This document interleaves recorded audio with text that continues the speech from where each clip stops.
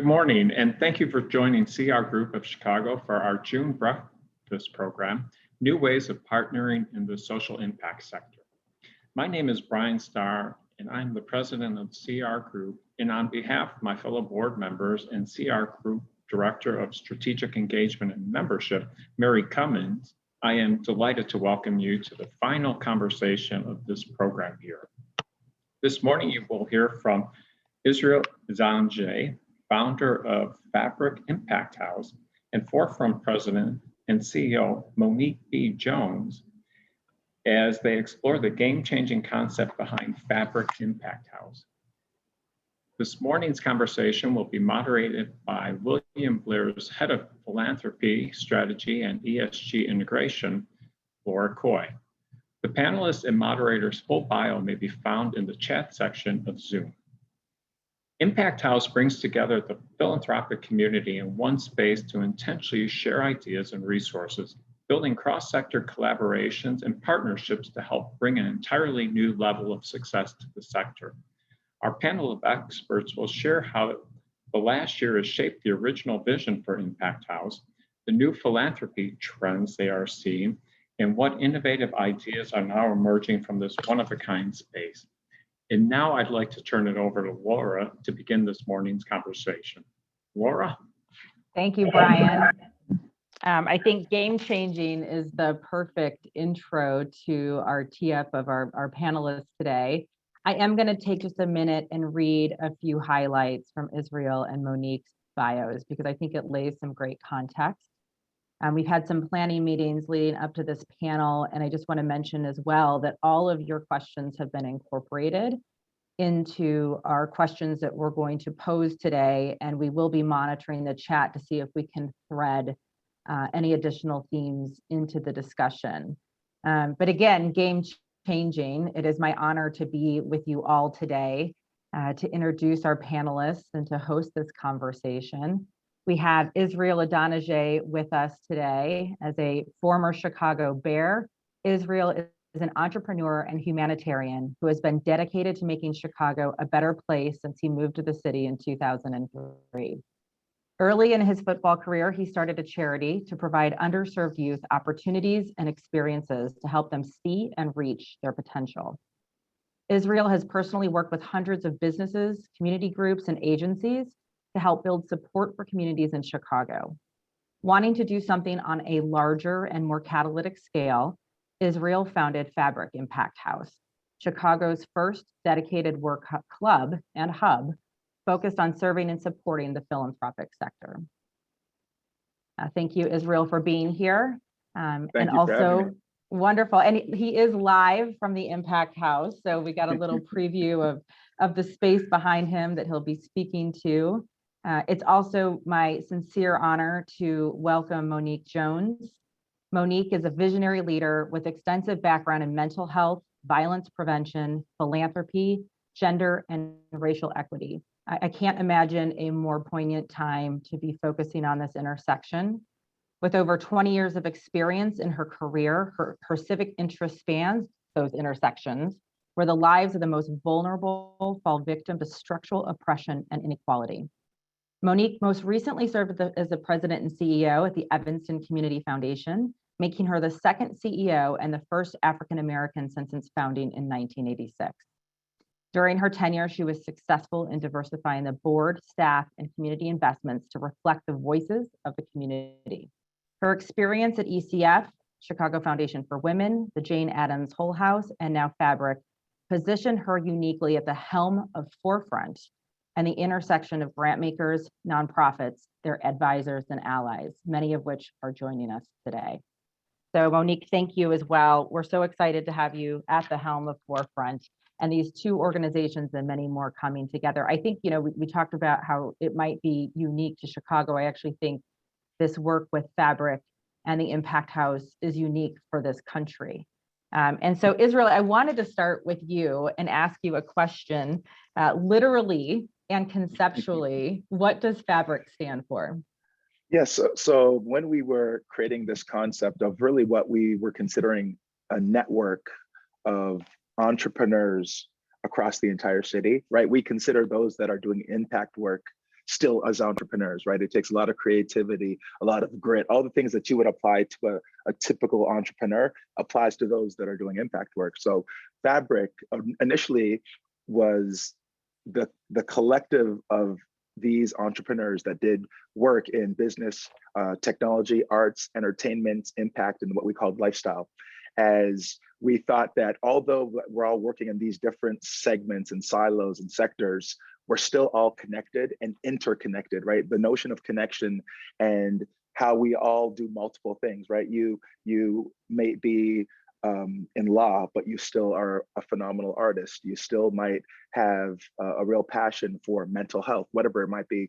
We are all this, and as individuals, woven into these complex, multi-layered, individuals. And the name Fabric kind of really captured the notion of connecting the city, connecting the sectors, connecting the work that we all do. And I know, as you think about creating a physical space for that, talk to us a little bit about how you chose the actual space, the physical space for that connection, and then looking at creating a space for funding nonprofits and that relevance to Fabric. Yes. So originally, we actually acquired 130,000 square foot space in the South Loop for our first Fabric, which was going to encompass all of the members in the ecosystem across those 6 member profiles: technology, arts, entertainment. And in that space, we were going to both have impact leaders on the funding side, our grantors, which we call the impact investors, and our impact entrepreneurs, the nonprofits, the grantees. And as that journey went along, the conversation took us to a place of understanding that it was important for us to stand up a hub for our grantors where they could mind share, collaborate, have a safe space where there was no solicitation for funds, but where they could work together to really, be innovative, strategize on how could they together collectively be better for the impact entrepreneurs, for the grantees, right? And frankly, it was a great conversation we had with our grantees where they said, yeah, our job is to pursue the dollars and pursue the resources. Our livelihoods depend on it. So although right now we're at what we would consider a phase 1, where it's Impact House, 40,000 square feet of those that consult in the impact space, corporate, heads of corporate social responsibility, foundations, groups that are kind of galvanize those that give and receive funds. It's kind of this melting pot of our first phase. We still have this vision to create the second phase, an ecosystem for all of our entrepreneurs, our grantees, and then to connect them all, pull everything into a data set that we're calling now this impact network and this impact report. So that was the greater vision. And I'm just so thankful to be here now in this space, to have, over 200 people that aren't all coming into the space yet, but it's getting there. And then just to have all the organizations that have committed to being a part of this vision. And I always say, ultimately, regardless of what you're doing in the city, in the impact space, you're part of one narrative. We're all part of one singular narrative, and that is we want to make our city better. We want to make Chicago better. We want to make the state better, right? And that's what Impact House is about, right? In lifting anything, any challenge, for me to lift this table alone, it's difficult, right? But if we all come together and I take my corner with my gifts, with the things I'm able to do, and Monique and yourselves, and we all join forces to lift the table, there's nothing that we can't accomplish and lift. And that's the vision behind Impact House. I love that. And I love this notion. I get, as a grant maker, time to time inquiries from those on the grant seeking side wanting to know, what is it like to be on the other side of that table? And I always say it's not different, right? Like the organizations that we work in, or the structure, or the day-to-day might feel different, but it is the same work and for the same purpose. So I love that notion of lifting the table together. If you think about it, one of my last memories pre-COVID was the excitement for Impact House. And it's not often that I'm on a panel with leaders talking about what opened in 2020, right? So I'm just curious, Israel and then Monique, what are some of the unique challenges or opportunities that arose through COVID that maybe you were or weren't thinking about when this space was conceived? Well, you want to start, Monique? Go ahead. I was going to say, I took this job in the middle of COVID. So I came into a new building. And so I haven't seen the challenge that everyone experienced, of course, was COVID itself, but the opportunity was renewing your commitment to get to know people and spend a little bit more time getting to know them with half of a face. And then as the world reopens, being able to reconnect with folks through the year to discover what they're offering to lift the table. And that's been the greatest opportunity. It's happening slower, which is a gift. It's not fast and furious. It's happening very slow. Yeah, Monique, and I would say, in addition to that, the vision of this all coming together, obviously when we started to plan for Impact House, it was pre-COVID, and then COVID happened, and what was so resounding was the commitment of the impact community to cross the finish line, to get this done. And then, Impact House is not a me thing, a Monique thing, or one organization or one individual, right? The vision of Impact House in full force in this impact network, it's a Chicago thing. It's owned by all the stakeholders in the city from all sectors, about making our city, all that it can be, and really hyper focusing on the issues, right? And I know we've all heard it, right? A chain is only as strong as its weakest link, right? So collectively focusing on those weak links, on those areas that need support, and then let's solve them. Let's strengthen them. And through COVID, yes, it was challenging for all of us, but it really, I thought, brought us together more than ever, right? People stood back to back to fight against this thing that was challenging for so many. And that strength on the other side of this is what's really going to allow us to move forward like we never have before. Oh, and that's the catalytic nature of it too, that I think did catapult us through COVID. I was so impressed to see the collaborative nature of grant makers and grant seekers. Yet at the same time, the pandemic caused a lot of nonprofits to close or shift, or the word of 2020, pivot. So I'm just kind of curious, how this model could help either break through for organizations that have really optimized the notion of collaboration, or to help those that may still be struggling or thinking about what their future holds post-pandemic. And Monique, I think you're just perfectly positioned to share some of that perspective. It is. So interestingly, what people may not understand that funders do, obviously, if you're a nonprofit and you're applying for grants, you have to list who your other funders are. It's a part of the process. And oftentimes funders do collaborate behind the scenes, saying, I want to know how you're supporting this organization or this network, so that I know how to come into and offer additional support, stronger support, sustained support. So because of COVID and even pre-COVID, funders are thinking about sustainability the same way our nonprofit organizations are. Being in this space together, quite honestly, is physically making it easier. I can walk to my colleague's office and say, here is a potential opportunity that I know will make Chicago better. I know your funding guidelines align with this. Can we talk about it?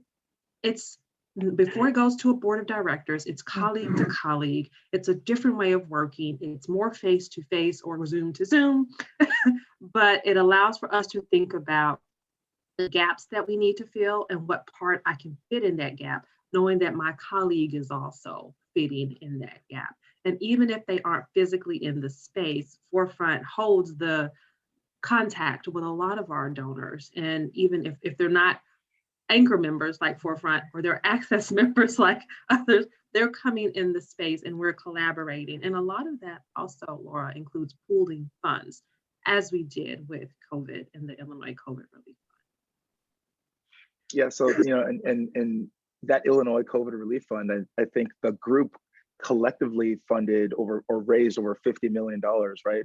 I mean, that's a significant just focus of resources at the drop of a dime to solve an issue. And I mean, I was a fly on the wall as that all came together, but it was just such a powerful thing to see, right? The other thing that I would add to what Monique mentioned is, as the world has changed for these organizations, we're finding folks are, downsizing their traditional office. And a part of the vision for Impact House was that we would work to meet you where you are, right? Access membership, just $3,000 a year, right? A single person team that's running a family foundation or running an organization where they're like the one spearheading it, they could now just be here for a price point that meets them where they need to be. And then they're plugged in and connected to the Moniques and to the other leaders in the city to have those conversations right down the hall to collaborate and work together. So the goal was really just to try to be as flexible as a space, with all the office that we have here, phone booths, 11 conference rooms, and then the lounges where, again, we want to really just meet people where they're at as they flex up or down with their needs. And that flexing up or down is very important because we all learned that we have to be flexible. We have to be able to, I hate the word pivot, I'm going to find another word. But I know. we do need, the reality of the moment is you have to be able to adjust your business model to what you need. And some people are restarting. We also saw a lot of nonprofit organizations begin a new journey last year. And so funders are looking to support where there are significant needs in the community. And we do that by talking to each other. So the space at Fabric allows for us to physically be there. Behind the scenes, we just get to know each other better and learn how we can plug in ongoing. Well, let's talk about that construct a little bit, because you've got kind of the WeWork model. You saw kind of what happened to that during the pandemic. We have shifted. I mean, a lot of interactions are a combination of in-person and virtual right now. But how do people come to learn about the space and to be a part of it? And then maybe even a differentiation for the Impact House versus other types of hubs in the city, like 1871 or Matter. Where do you see that opportunity for people to and nonprofits to engage, as well as its differentiation?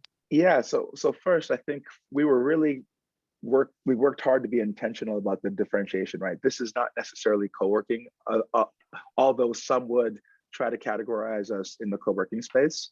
And then this isn't necessarily social club, right? Like a Soho House or the Battery, so we spent a lot of time really defining what we would consider this new model of where, we have all of this office space and conference room space and what we consider like workspace, where you really want to get things done. You want a space and a place where you can actually do that. And then we have these additional lounges where you can kind of come work and not necessarily be more social, but work in more in a relaxed space. So we really define that as what we call the work club.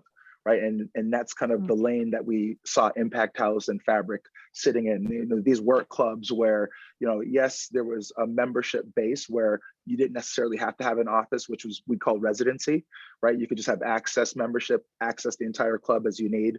But if you needed a dedicated space, if you needed a place to plant a flag, you could do that. So we really wanted to kind of, one in the model, make sure we structurally had that set, knowing that in a WeWork where it's like, month to month, all office, it's just a different thing from what we were looking to build. Again, knowing that we have these organizations here that are legacy, that are doing real work, we needed the model itself to be on a strong foundation and be here for legacy to be able to support the work that they're doing. So we felt that hybrid model of the residents, the access members, and then layering in the programming piece, was kind of what gave us that unique advantage. And then, I mean, you look at, you mentioned the 1871s, the Matters, the M hubs, right? Across the city, there's all these incredible hubs. And we consider just a part of that network, right? So we're in conversation with them. And as a hub in the city, how can we collaborate, work together, become more efficient, support what they're doing, right? They have organizations that, want to work in the impact space, right? And there's a relationship that goes both ways with all of those in the city. And then the greater vision was just to connect the networks, right? There's people in all of our networks that work in impact and work as entrepreneurs on the for-profit side. And I think as a part of that greater vision, we really want to be intentional about connecting those dots. We live, and I know there's some talk about just the mindset that the impact space has carried traditionally. We really try to focus on the mindset of abundance, right? Work together, give, share. That brings more growth. I think that's fascinating, because if you do think about the silos that we work in, small staff within a corporation, small staff within a foundation, a network of those consultants, and I think we're all watching, leaders like Mackenzie Scott making these large, quick decisions, which tend to be very inspirational, but I think systemically around both innovation and collaboration, to have a physical space where people can go and collaborate to increase the speed, creativity, and efficiency of philanthropy has got to be pretty rewarding. And Monique, I'm curious, kind of, what you mentioned this a little bit, like, to walk over to a colleague and ask a question, or, hey, we're trying to tackle this. What's your approach? Do you have a few more of those observations or anecdotes to share? We do, and I will tune it to just where we are in the moment of bringing people back in the office and the policy that makes sense, the equitable space that we need to be in post-COVID, knowing that it impacted people of color greatly more than our counterparts. So our colleagues are thinking about the policies that we need to go to in this new work environment. Just as Israel said, we cannot just return to normal. We cannot just think about working in proximity. We have to think about what everyone is doing. So at Forefront, we're focusing on programming as our colleagues at Fabric Impact House, as Israel said, thinking about what we all need to learn together. Be on the same page with what to think about with our laws, our policies, as they impact our employees, as they impact the work that we do, how we raise dollars. All of that is changing. We are not going back to traditional fundraisers of day with luncheons with chicken at the tables. We are thinking about how to impact the sector in a different way that doesn't take us back to where we were in 2019. And so these conversations happened in Fabric, whether they are just in a lunch conversation or a planned meeting where we can walk to each other's office. It is more natural. And as we bring new Access members in, we're thinking about what they offer to the sector, not just as someone who's going to come and sit and never say hi to anyone, but what they are offering and what we're able to offer in return that will impact what they do. So it's more of thinking about how we work together even before a member sets foot inside the Fabric. I love your notion of equitable space. I think you should trademark that. And if you think about where we are and how we work, and that interaction is so precious. I'm curious, Israel, how do you ensure that equitability to your members in their experience at the Impact House? Well, I just think it comes down to intention, right? When it comes to conversations or things like equity, it's really about intention and taking the time to really create the structure, to create the systems in place that give everybody that same opportunity, that lets everybody voice their thoughts and their ideas. And for us here, we've from day one been really clear that this is a team, right? And coming from the background of team, understanding that, hey, everybody brings different skill sets, different talents, and it's in those skill sets, the diverse talents, the diverse pool of thought leadership, that is our strength, right? And that's where the magic is, right?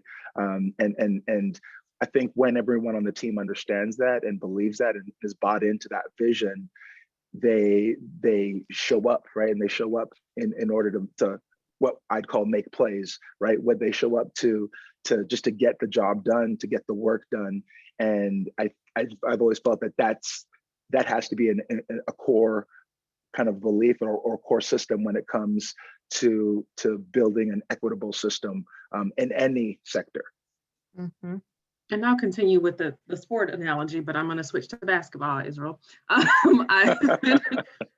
With COVID, what I believe our sector was able to do was release the full court press. We were able to take a stand back at one end of the court and do a full look across to see how to get the ball to the other side in that net together as a team. And so putting that into play right now actually looks like being off of defense. It looks like being vulnerable to learn, to think differently, to explore how to make our system work better. And so that's the opportunity. We've had lots of challenges, but moving forward, the opportunity is actually a little bit to slow down. Even amongst the great need that we have in our community, we have the opportunity to rethink how we work and make it better. Love that. Yep. And Israel, yesterday we talked a little bit about kind of beyond the space, what the Impact House will be doing with what it learns. So can you talk to us a little bit about data share, data aggregation, the collection of these observations and your vision for that? Absolutely. So the greater vision is this impact network that ultimately all the data feeds into what we'd consider this impact report.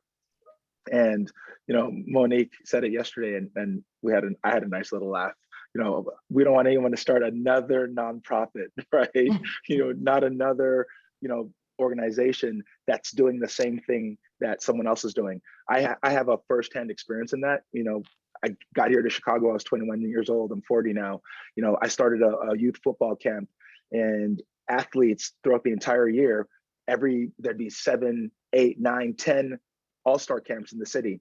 At the time, Bank of America would fund our program about $30,000, and the other guys would come to me and say, how do we get the support? And I'm like, guys, we need to work together, right? And we need to tell one story around what we're doing. And ultimately, that is what we're hoping to achieve with this impact report and this impact network.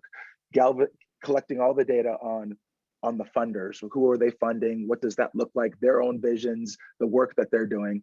And then on the grantee side, the same opportunity, all of the work that's being done, the different sectors of impact, and collect that into that impact report. There was a baseball player in the city here who wanted to start a mental health foundation.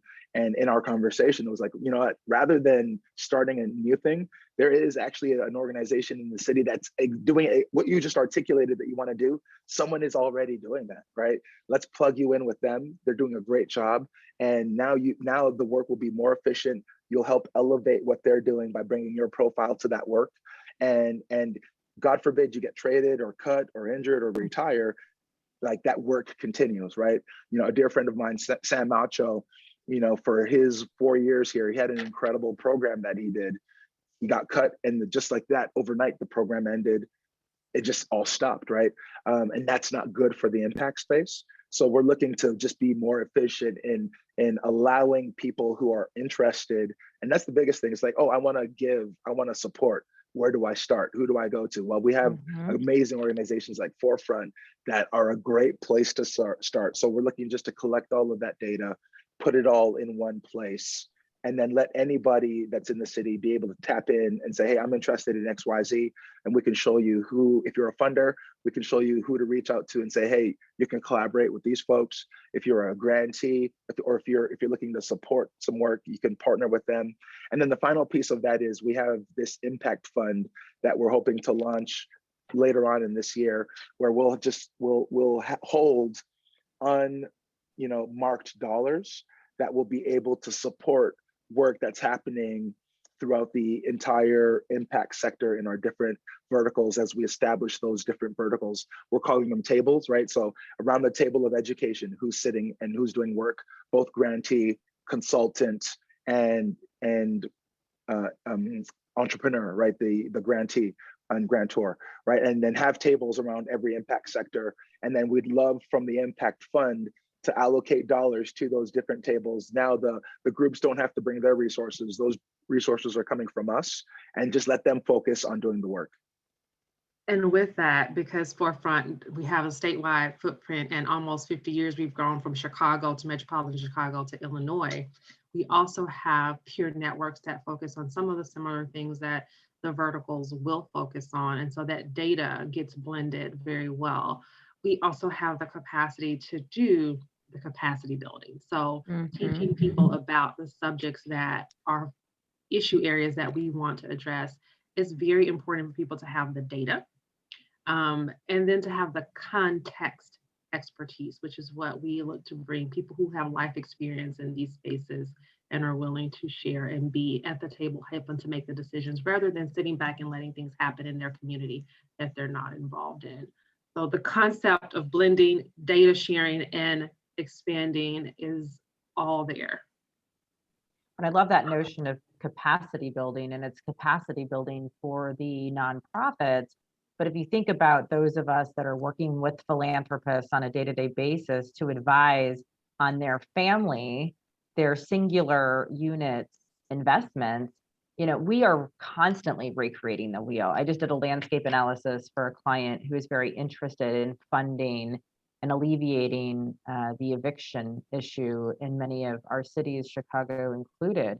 And that work is conducted and it is provided to the philanthropist and their family. But beyond that, there was no place for this to go or to live or to continue. So the fact that Impact House can be that hub where we're not recreating the wheel and we're looking at this collaboratively, we can get a good assessment of what these issues are and how to fund them, I just think is brilliant. And we've got a couple questions I'm going to hit on, because one is, does something like this exist outside of Chicago? I alluded to it. I was speculating that it does not. But are there other models that you've gleaned from in building this really unique approach, or vice versa? Could this be something that could scale Monique as Forefront scales, or other states, cities, countries look at this type of philanthropy? Well, I'll let Izzy answer the first part, but I will tell you, prior to me coming here, there was interest in scaling or replicating fabric in another community. And so I won't say what that community is just in case it happens. But yes, people are looking and they are wanting to see how this would work in their community. Yeah, and absolutely. We have had some interest in specifically 2 other cities in doing something like specifically an impact house, where there is all of the lead funders kind of anchor in one physical space and just establish kind of what we've built here, where they can all come. There will be offices there, conference rooms. We have light therapy rooms, meditation rooms, just like a space where we had a meeting the other day about healing the healer, right? Impact work is hard, right? You need a space sometimes that you go to rejuvenate you, to energize you, to help build you, right? So it would be amazing for us to get to 3 impact houses across the country. And then I think the greater vision still remains to have this network of all of the work that's being done, where we can learn Chicago from other cities, and other cities can learn from the things that we do extremely well, right? And there's problems in Chicago that we're absolutely crushing, and then there's some that we still got some work to do, right? And other cities have those same issues, right? So the idea of collaborating with other impact areas is something that's very, very exciting as well. Monique, as we do kind of think, there's a comment in the chat that I think is more just a, yes, let's not go back to the way things were. And as you look at what nonprofits need right now, or what they should be thinking about, what are some of your observations on those biggest challenges and how the Impact House can help foster? And change is hard, right? Like, and we see this elasticity of, okay, you know what, we're going to go right back. We don't have to wear the masks, and we're right back where we were. So how do we challenge ourselves not to do that based upon the opportunities you see for nonprofits to evolve? It's so interesting. Thank you for asking that. Forefront did two surveys during COVID, really intense COVID.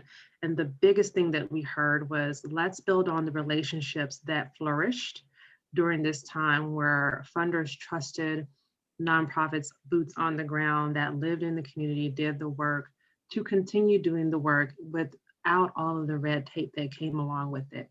Now, me knowing that as a funder, we need our data. We need to prove that we have been investing dollars really well and that they are making change, but that can happen in different ways. So what our nonprofits are wanting to do is to continue doing the work at the level that they were doing it. So in case there's another pandemic, God forbid, we don't have to jump so fast. Those systems are already in place. So it's to maintain the system that we put.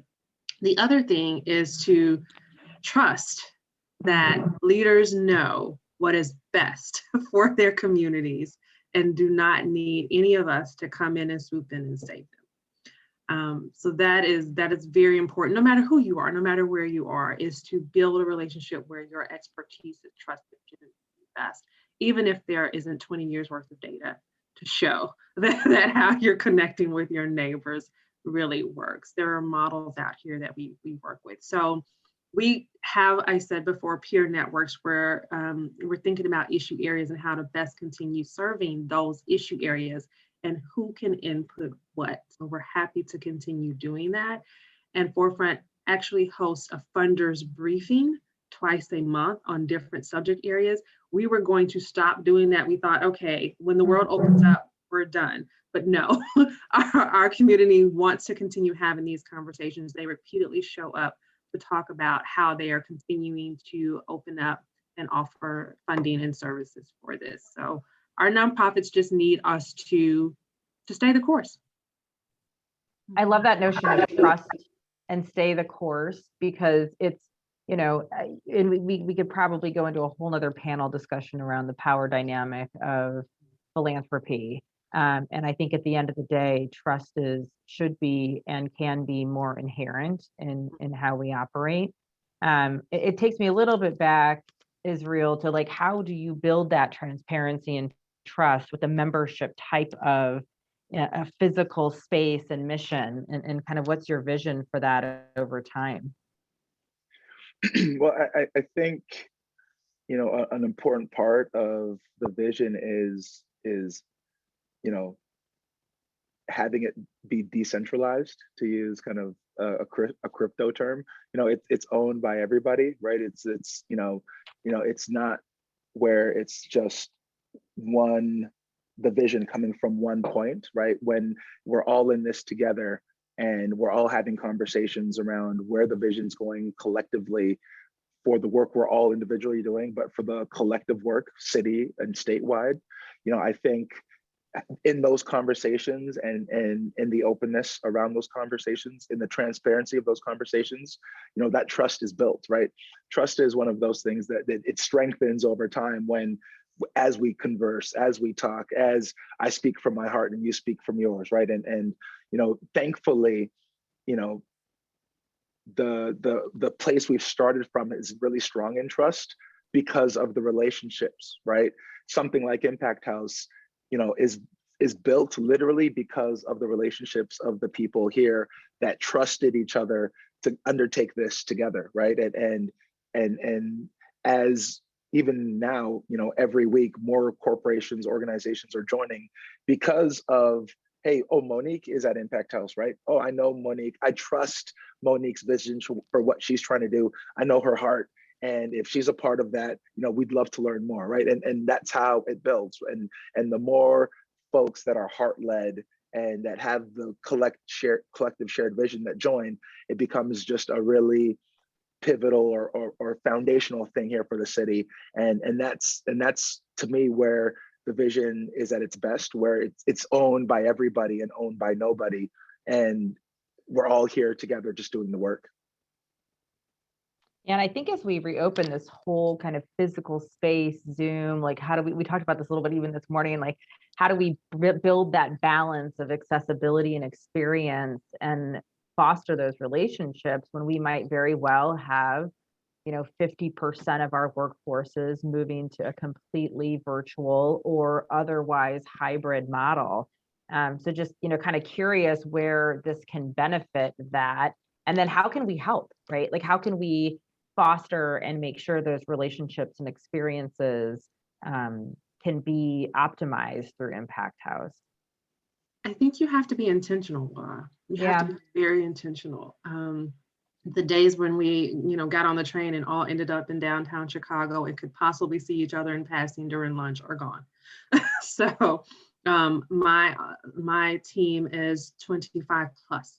So thinking about how we will be in the office when we want to see each other face to face, how we will socialize to maintain that culture. Office culture is still a thing, even if you're not face to face. It builds the trust and lets you know that you trust your team members to make the right decisions, even if you're not around to help them make that decision. And that is very important and focused.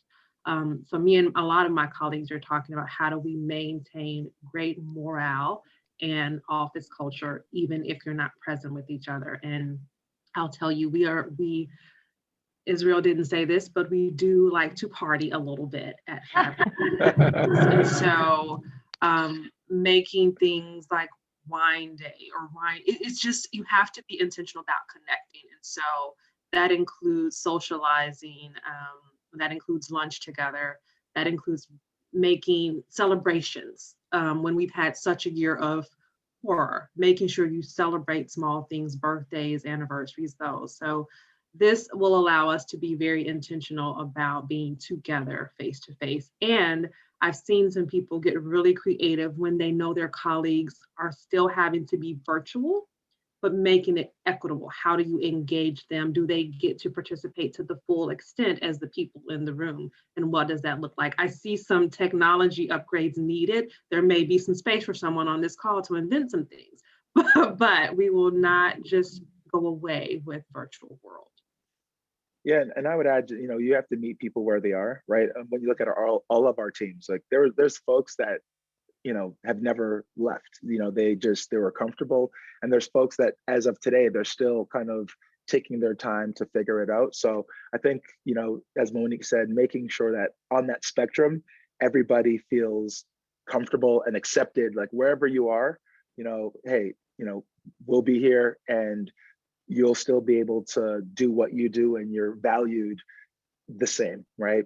And then, the other piece is, just in the programming and in the events, like having things here in the space that activate and kind of draw people back, right? If the energy here, begins to magnetize the people of the community, those folks that might otherwise want to be at home. So we have some amazing talent that we're hoping to bring in for more social stuff, right? Just to bring that community together. Poetry night. We have an amazing artist that's going to come and spend some time with us to share her gift of voice, and I think over time, people will just start to gradually, come back. But at the end of the day, we are physical people, right? We need each other, right? I need to see you. I need to look in your eyes, and that's how we're all at our best and our healthiest, I believe, right? With each other. So knowing that, I think eventually we will get to a new normal around what that looks like. And as far as how folks can be a part of Impact House and support, yeah, if you are a head of corporate giving, if you're a family foundation, if you are a foundation or grantor, if you are in the grantor space, we would love to have you join the community, come pick up a corner of the table with us. And we'd love to learn what you're giving to, what are you supporting, and have that as a part of this greater network that we're looking to create. At the end of the day, if you're doing impact work in the city, you are a part of the network. You're a part of the narrative. You're a part of the vision, and we'd love just to have you more involved in that. And as we build, and there's things that Monique and I, we might think it's amazing, and one of you might join and say that is amazing, but if you do this as well, all of a sudden our vision just has become better because of the insight that you've brought. So we really just are excited about having additional people join the community, and that's how folks can help. Greatly inspirational. And, I think where I push myself and peers is this concept that this past year was not a moment, it is a mission. And it is a mission that we're on. We are stronger together, and we have to eat as tired or fatigued that you are. This impact house is where we could fuel ourselves to continue that mission. And you mentioned Israel earlier too, like the wellness room, like it's so much more than I even imagined when I first learned about Impact House. We do have a question around some of the best practices in terms of design, and I think you've hit on a lot of that from an experience perspective. But we were even talking about some of the fauna or that you're kind of building behind you for the physical experience. Tell us a little bit more about some of those considerations, either from a creativity perspective or even from an accessibility perspective for those that want to access your space. Yeah, we really try to be as intentional as possible to really make this not feel like just a regular office space, right? Just because you're doing impact work, your space should still be inspirational and amazing. We had an incredible young lady who has an organization called Happiness by Design, right? So really kind of developing a space with, being mindful about, the mental health of the community. So we have light rooms here. If you wanted to sit in a light room, and do some light therapy, you can sit in a room and just kind of set a certain light that will help with your mood to help you adjust. We have a mother's room for anyone who's expecting, and then we have the mind, the mindful spaces where you can kind of relax. This room I'm in now is the garden room, where again we wanted to have kind of space for everyone, right? So we'll have a library lounge where it'll feel like a library. There won't be any music playing. We have the Impact Bar, which does have music playing. That's where Monique parties, so where you can have some drinks at the bar, relax a little bit. This is the garden lounge where we'll continue just to bring more greenery in this space, so it feels like a garden. We also have a podcast room for those that are wanting to create content. As you know, content is so important in everything that we do today. So, designing a space where those that are content creators, those that have a great message and narrative can go in there, plug in and create their content. Kitchenettes, so we have 3 kitchenettes in the space. So we across it's 40,000 square feet. It's a rather large space. We try to do our best, with the footprint that we had to really create an experience that met our community wherever they might be and whatever they might need.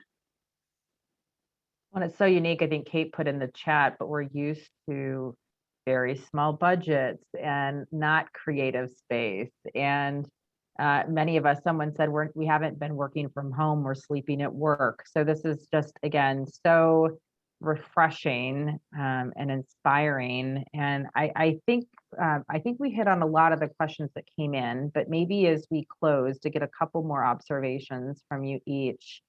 Monique, we talked about equitable space, intentional leadership, capacity building, being part of something bigger. As you think about the next, both the short and long term for Impact House, what does good look like? What is your vision for the next 2 to 3 years? And are there other themes that we didn't get to yet that you would like to point out or share as an opportunity to experience Impact House?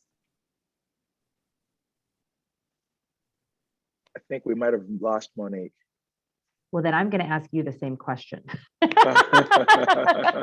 So Israel, when you think about the next, like this year, right? So again, you opened in 2020.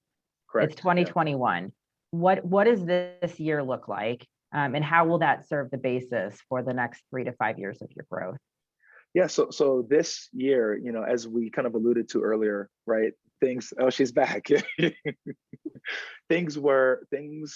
Our whole timeline of kind of how we envisioned things, our growth, has kind of really just shifted, right? What we expected was going to happen, when we opened, obviously the whole kind of year kind of shifted it. But even as of today, every week we're getting more groups, individuals, corporations, reaching out to our team, coming to tour the space, right? So we've just kind of shifted this next vision. The next year will be really focused on building out this first phase, which is our grantor network, right? Our impact investor network. And we're also having conversations around the technology piece that will house all the data. There's a great technology company here in the city that does, I mean, they're massive, that we're hoping to bring into the fold to help us really make sure the technology layer behind the impact network is really dialed in, as far as you can click an organization, see who's on the team, see the work they do, see the organizations that they fund, and click on those organizations and see the work they're doing. So this really matrix of like all the connectivity. So we're starting to kind of architect that second phase of it. And then that's where all of our impact entrepreneurs will live. And I've been absolutely slammed with grantees that have been like, hey, the space for the grantors, what about us, right?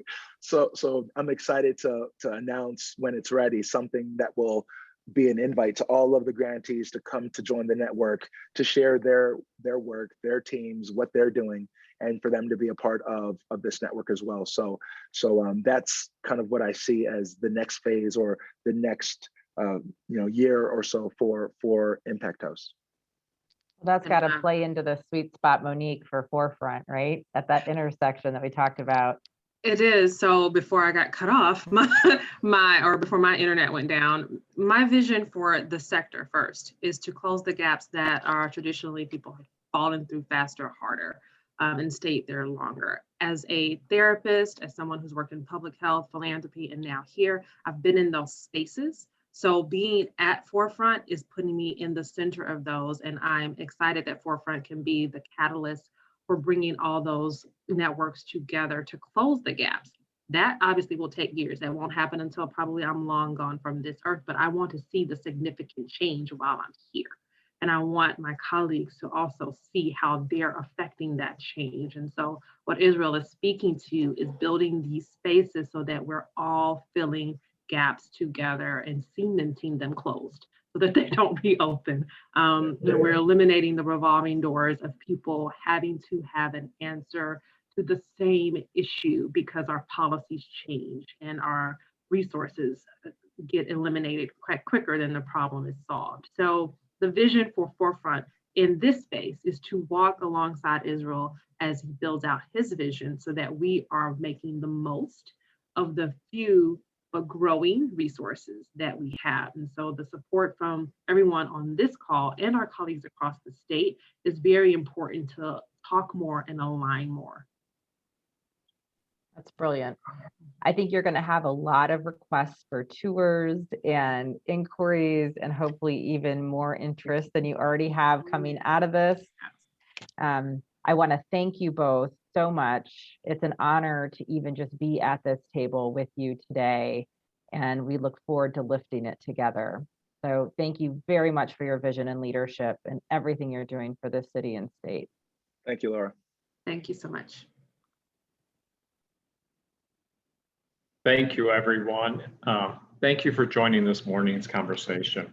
I want to extend a huge thank you to our speakers, Israel Adonijah and Monique B. Jones, and our moderator, Laura Coy.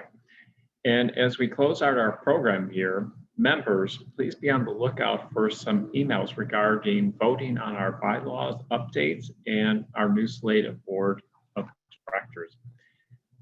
We also have planned our annual meeting, so we look forward to seeing you on July 22nd at 4 p.m. It will be Zoom for CR Group's annual meeting. And I would like to thank everybody once again for joining, and especially our speakers and Laura Coy as a moderator for this fabulous conversation today. Everyone have a wonderful weekend. It's supposed to be beautiful in Chicago. Thank you. Thank you to the CR Group as well.